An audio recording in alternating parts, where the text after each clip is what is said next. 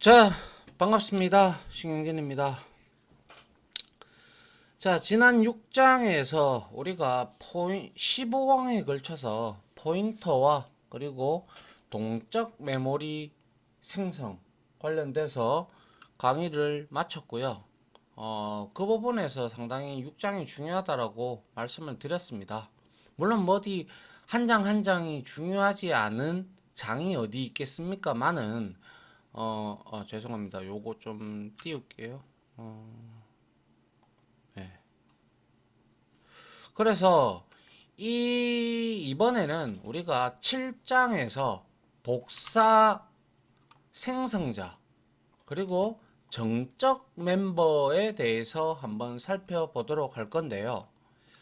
자, 복사 생성자를 간략히 말씀을 드리면 뭐 어차피 배우겠지만은 우리가 클래스를 생각을 해봅시다. 클래스를 작성할 때 우리가 생성자를 제시를 하지 아니하면, 그러니까 생성자를 우리가 구현을 하지 아니하면 컴파일러가 알아서 어떻게 한다? 어떻게 합니까? 그쵸? 기본 생성자를 자동으로 호출을 시켜주죠.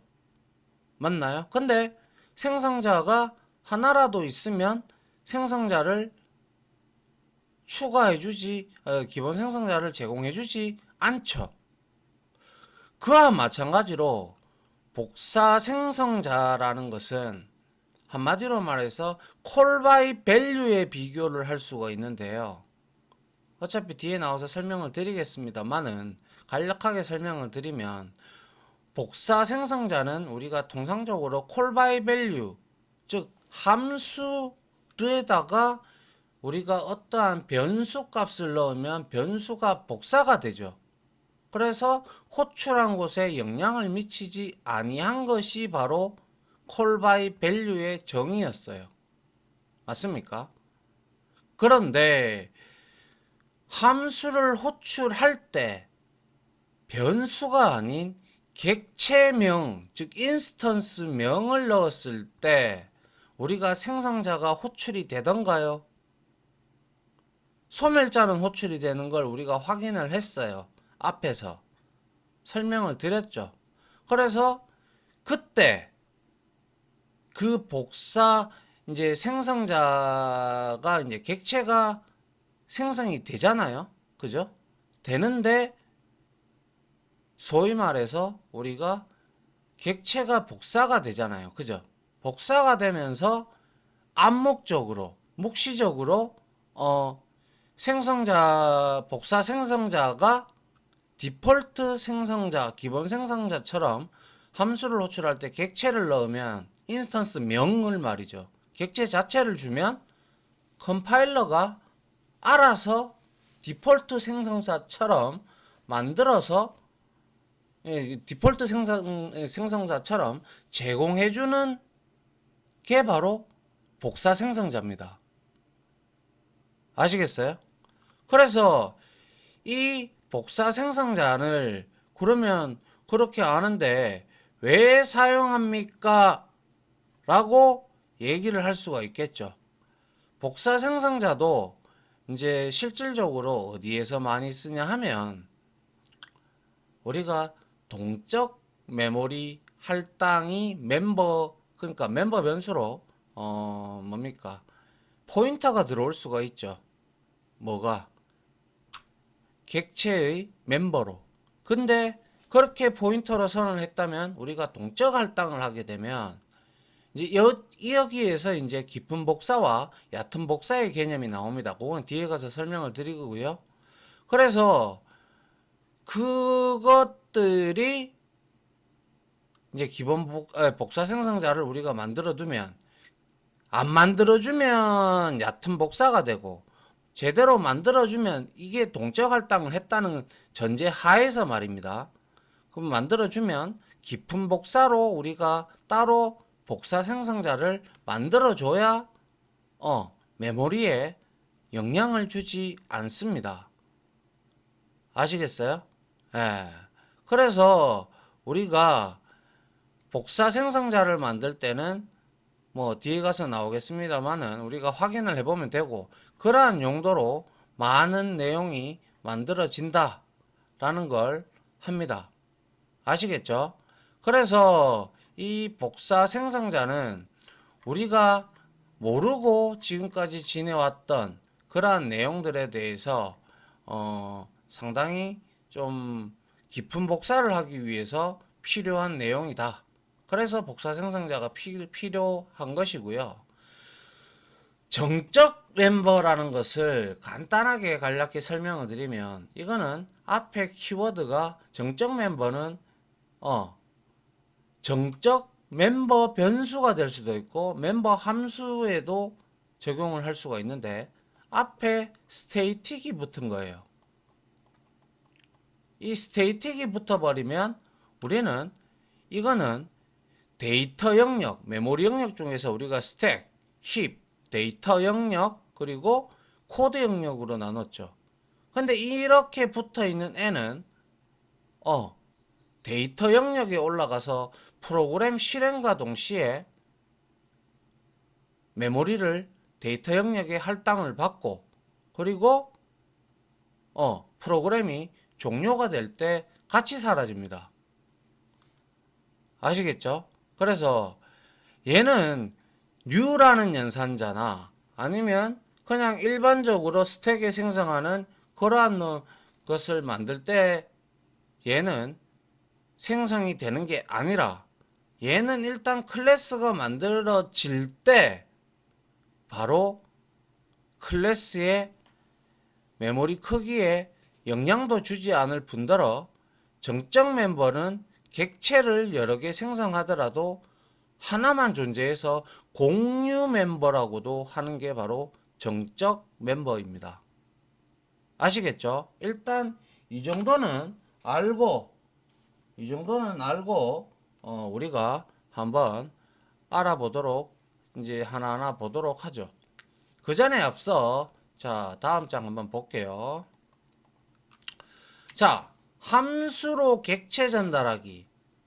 이미 우리가 앞에서 call by value, call by reference에 대한 내용을 제가 디테일하게 설명을 드리면서, 그때 변수도 넘겨봤고 그리고 클래스도 넘겨봤어요. 그죠? 예. 객체도 넘겨봤다 이 말이죠. 그래서 봅시다. 객체 지향 프로그래밍에서 함수를 호출할 때 객체, 즉 인스턴스죠. 인스턴스를 전달하는 것이 아주 상당히 자주 등장합니다. 그래서 제가 call by value와 call by reference에서 이 개념이 너무너무 중요합니다 라고 참 많이 외쳤습니다. 그죠? 예. 그래서 그거를 명확하게 인지하고 계시는 분들은 이 부분은 쉽게 이해가 될 거라고 개인적으로 생각을 합니다. 따라서 우리는 객체가 함수로 전달될 때 어떤 일이 발생되는지를 하는지를 확실하게 알고 있어야 우리가 자신 있게 사용할 수 있다라고 말씀을 드렸죠. 그래서 C++에서 함수로 인수를 전달하는 방법에는 두 가지 방법이 있다. 이미 앞장에서 제가 설명을 한 바가 있습니다. 그래서 값에 의한 호출, call by value, 이거는 제가 간단하게 이렇게 생각하자 그랬죠. 동생한테 야 동생 지금 몇 시야? 이렇게 물어보면 몇 시 몇 분입니다 라고 얘기를 해주면 내가 그 시간만 알 뿐이지 그 시계가 어디 있는지 모르죠. 그죠? 모르기 때문에 값의 수정이나 이런 걸 못해요. 그래서 얘는 호출한 곳에 영향을 끼친다 안 끼친다? 안 끼친다 이렇게 되는 것이죠. 맞죠? 예. 그런데 참조에 의한 호출은 동생아 시계 어딨니? 라고 보시면 되는 거죠. 그죠? 예. 그래서 얘는 시계가 어디 있는지 아니까 가서 시각도 확인을 할 수가 있고, 시각이 틀리면 고칠 수도 있잖아요. 그죠? 그러면 이거는 호출한 곳에 영향을 미칠 수가 있죠. 미치는 거죠. 예. 그래서 일반적으로 통상적으로는 우리가 가장 기본적인 방법은 홀바이 밸류, 값에 의한 호출이죠. 특별한 상황이 아니라면 항상 인수의 값이 매개 변수로 우리가 복사가 되는데, 이때 복사가 될 때 호출이 자동으로 복사 생성자라는 놈이 컴파일러에 의해서 제공이 되어서 복사가 되는 거예요. 그리고 참조에 의한 호출은 변수의 주소를 주죠. 변수나 객체의 주소를 준단 말이에요. 그런데 우리가 변수의 주소를 줄 때, 변수의 주소를 줄 때 참조자를 통해서 주는 방법도 있었고, 이제 포인터를 명확하게 알았으니까 포인터의 선언, 포인터로 받게 되면 우리가 앰퍼센트의 주소값을 주는 두 가지 방법이 있었죠. 그죠? 변수의 참조자를 함수로 보내는 방법이 있었다. 그래서 우리가 앞에서 이것도 자세하게 다룬 바 있죠. 그래서 참조에 의한 호출은 이렇게 원본 객체 하나가 서로 주소가 넘어가서 공유를 하는 개념이고, 값에 의한 호출은 복사 생성자가 호출이 되어서 복사본이 넘어가는 거죠. 이때 호출되는 게 복사 생성자입니다. 예. 그래서 함수로 객체를 전달하면 어떻게 될까? 그래서 이번 장에서는 함수로 객체를 전달하거나 함수로부터 객체를 반환받는 방법에 대해서 좀 디테일하게 우리가 알아볼 필요가 있다라는 생각이, 알아볼 수, 디테일하게 살펴봐야 됩니다. 그래야 여러분들이 설명을 해줄 수가 있죠. 왜 저거를 했는데 왜 생성자가 호출이 안 되고 함수에 객체가 인스턴스가 넘어갔는데 그대로 복사가 되고 생성자는 호출이 안 되더라. 그죠? 예. 그런 경우가 있단 말이에요. 그게 소멸자는 또 호출이 되죠. 그게 참 희한하다라는 거였죠. 앞에서. 그래서 제가 뒤에서 설명을 드리도록 할게요 라고 말씀을 드린 바가 있죠. 그죠? 예. 그래서 우리가 실질적으로 가장 많이 쓰는 것은 값에 의한 호출이고, 왜냐하면 참조에 의한 호출을 하게 되면 호출한 곳에 영향을 끼치기 때문에 어떻게 보면 원본 객체에 영향을 주기 때문에 원본 객체의 복사본을 완벽하게 우리가 가지고 써야지, 안 그러면 원본 객체의 값에 문제가 발생될 소지가 다분하죠. 잘못 건드리면. 맞습니까? 예. 그래서 우리가 이렇게 볼 수가 있고요. 그 다음에 우리는 어떻게 하면 돼요? 그거에 대한 내용을 이해하고 프로그램을 짜는 것과 이해를 못하고 프로그램을 짜는 것은 아주 천차만별의 차이가 발생을 하죠. 맞습니까? 예. 자, 다음 장 보죠. 자, 객체를 함수로 전달하는데, 객체를 이제 매개 변수로 함수에 전달하는 게 위해서, 자, 설명을 위해서 간단한 예제를 만들어 보는데, 어떤 피자 가게에서 레귤러 피자를 주문하면 라지 피자로 업그레이드를 해준다고 치자. 그래서 피자 클래스를 자 이렇게 반지름이 있고, 그리고 자 이렇게 생성자 매개 변수가 있는 생성자를 하나 만들었고, 그죠? 그리고 소멸자, 그리고 세터, 그리고 프린트를 하나 만들었어요. 그죠? 예, 이거는 흔히 우리가 지금까지 해왔던 거였고요.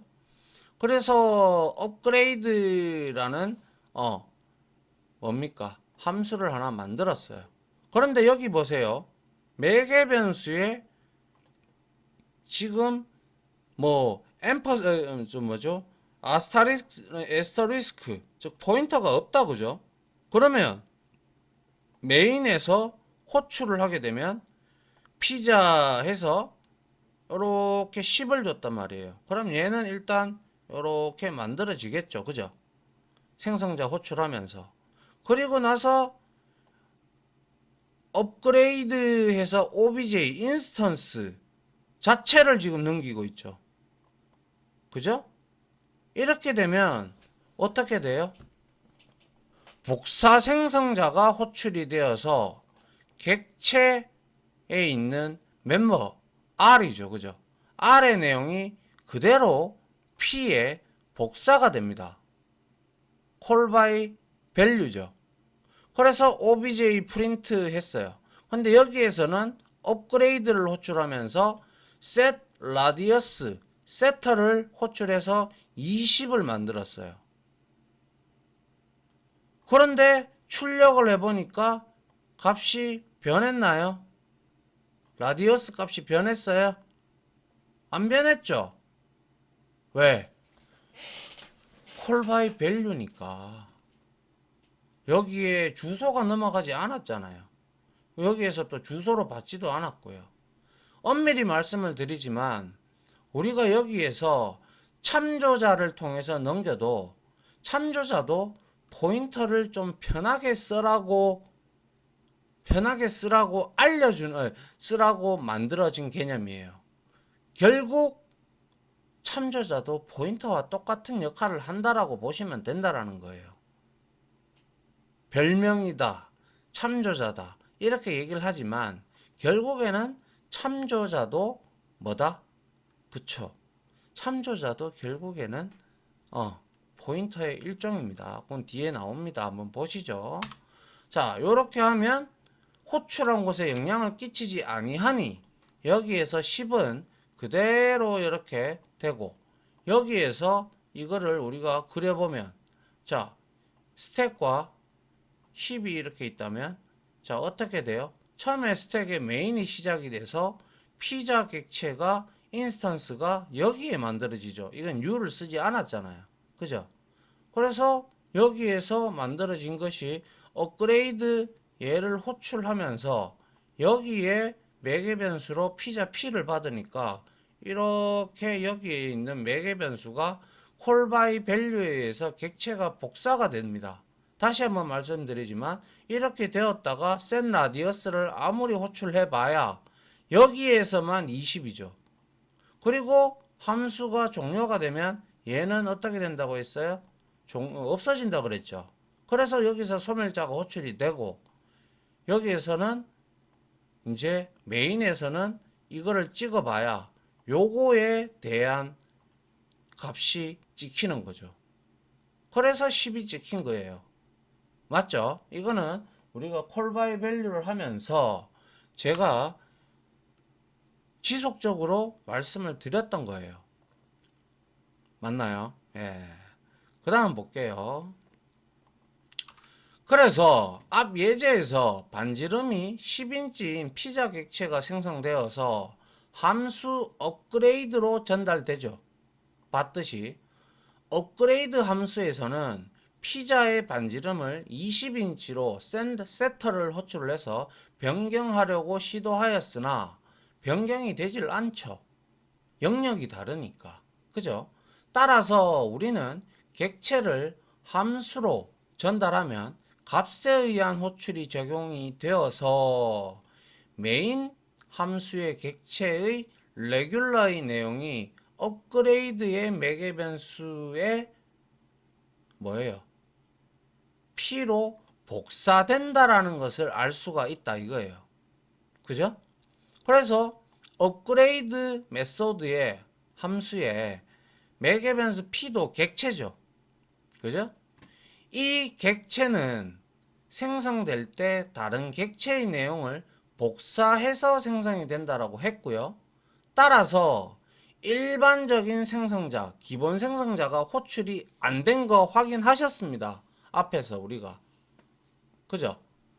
그럼에도 불구하고 객체가 만들어지면서 누구에 의해서 기본적인 생성자가 호출이 되는 것이 아니라 카피 컨스트럭터라고 하는 복사 생성자가라는 특수한 생성자가 호출이 됩니다. 따라서 이 내용에 대해서 우리가 복사 생성자를 정의하면 호출이 되는지 안 되는지도 나중에 실습을 통해서 확인을 해보면 될 것이며, 아울러 이제 여러분들이 이렇게 매개 변수로 넘어갔을 때 왜 기본 생성자가 호출이 안 되는 내용을 이제 알 수가 있게 되는 것이죠. 기본 생성자가 호출이 안 됐던 이유. 그런데 소멸자는 호출이 됐다라는 거죠. 그죠? 예. 그 이유를 이제는 컴파일러가 제공해주는 복사 생성자를 호출하기 때문에 기본 생성자가 호출이 되질 않았구나라는 사실을 우리가 알 수가 있다라는 것이죠. 그죠? 예. 그래서 복사 생성자는 우리가 만들지 않아도 누가 이놈의 컴파일러가 기본적인 버전은 만들어서 사용을 해주고, 기본 복사 생성자에서는 객체 멤버의 값을 전부 다른 객체로 복사를 시켜줍니다. 복사 생성자는 뒤에서 자세하게 나오니 그때 설명을 하는데, 이 복사 생성자를 사용하는 주된 목적이 앞에서 제가 뭐라고 했습니까? 변수 obj 피자에 예를 들어서 여기에 이렇게 변수만 있다면야 크게 문제가 될 리가 없어요. 그런데 멤버 변수에 포인터가 선언이 되어 있다라고 가정을 합시다. 이렇게 라디어스. 그래서 이거를 생성자에서 우리가 동적 할당을 했다고 칩시다. 동적 할당을 피자를. 그러면 문제가 되는 게 바로 이게 그대로 복사가 되니까 동적 할당 메모리가 서로 공유하게 돼버리죠. 그러면 여기에서 만약에 동적 메모리 할당했던 것을 우리가 소멸을 시켜버리면 문제가 돼요. 그게 이제 얕은 복사가 돼서 그런 거예요. 그거는 이제 디테일하게 뒤에 가서 설명을 드리도록 하죠. 알겠죠? 예. 아무튼 여기서 중요한 것은 여러분들이 일반적인 생성자가 호출이 되는 것이 아니라 복사 생성자라는 이놈이 호출이 된다라는 것에 주목을 하셔야 된다라는 거예요. 이렇게 매개 변수를 던지면. 아시겠어요?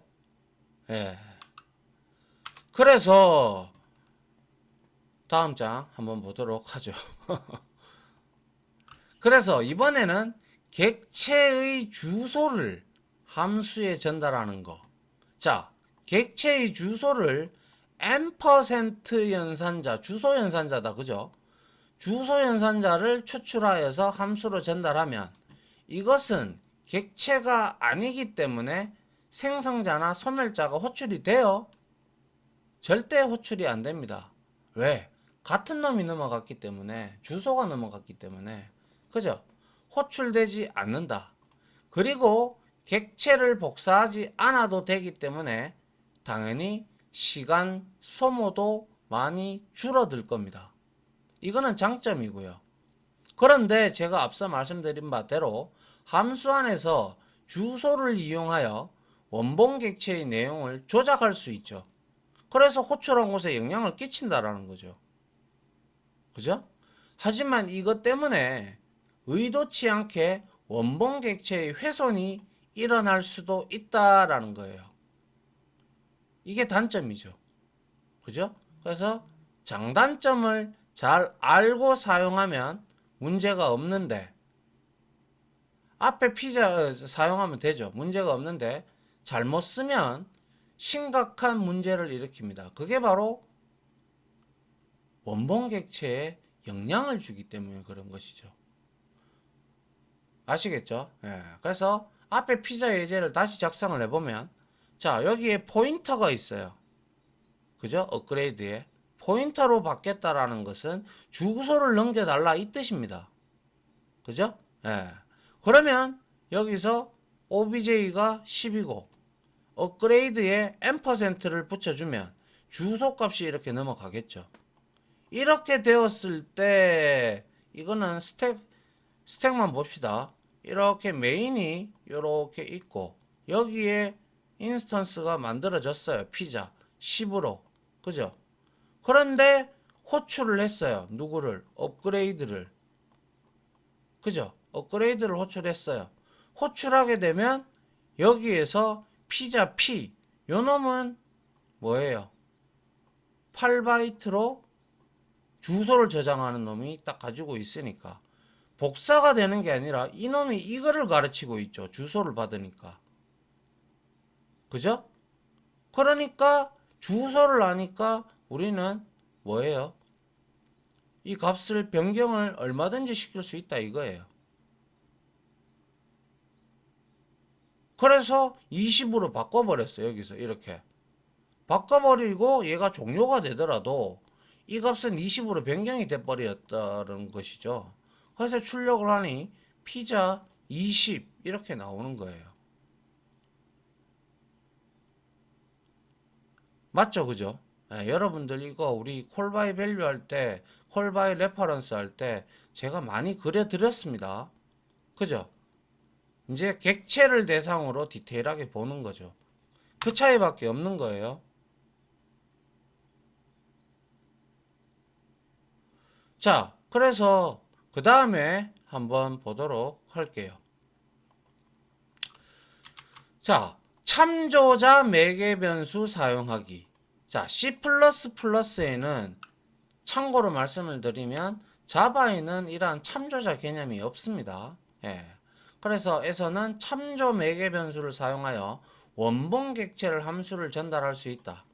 사실 참조자란 포인터를 쉽게 사용하기 위한 기법이다. 제가 말씀드린 바대로 참조자도 그냥 포인터인 거예요. 그냥 그것을 좀 더 쉽게 사용하고자 그냥 C++에서 제공하는 기법이었어요. 이건 역시 마찬가지로 포인터가 어렵기 때문에 좀 더 쉽게 사용하라고 참조자를 C++에서 제공을 했던 개념이에요. 근데 결국에는 이것도 포인터죠. 그죠?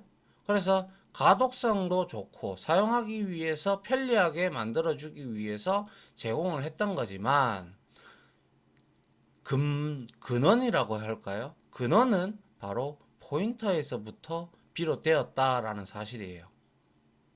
그래서 앞에 포인터와 동일한 효과지만 코드는 훨씬 알아보기 쉽다. 왜?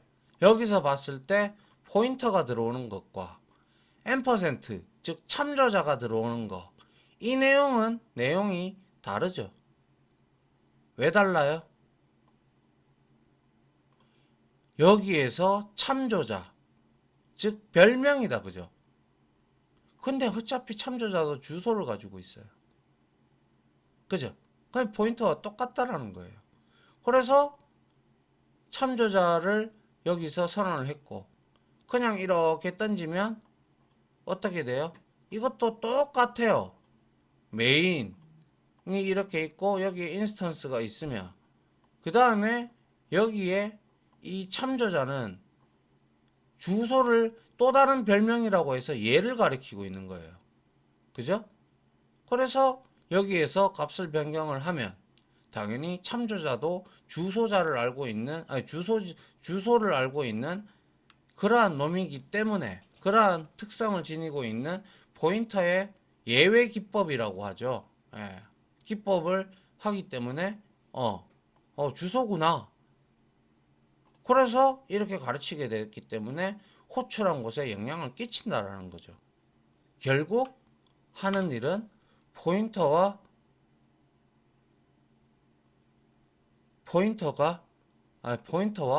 뭡니까? 포인터가 사용이 되었다라는 사실을 우리가 여기서 직시할 수가 있죠. 맞습니까? 이게 바로 참조자를 통한 방법이었어요. 그죠? 예. 자, 이제 반환하는 함수네요. 시간이 30분이 조금 넘은 관계로 여기까지 하고요. 다음 시간에 이론 좀 더 이어서 가도록 하고요.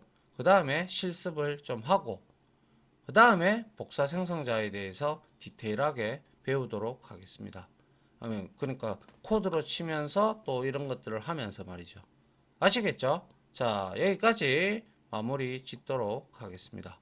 자, 다들 고생하셨고요. 자, 일단은 참조자까지 살펴봤고, 이번에 이제 함수가 다음 장에는 함수가 객체를 반환할 때 리턴 타입으로 하는 거에 대해서 좀 살펴볼까 합니다. 자, 지금까지 강의 들어주셔서 감사드리고, 네, 다음 강의 시간에 찾아뵙도록 하겠습니다. 다들 고생하셨습니다. 감사합니다.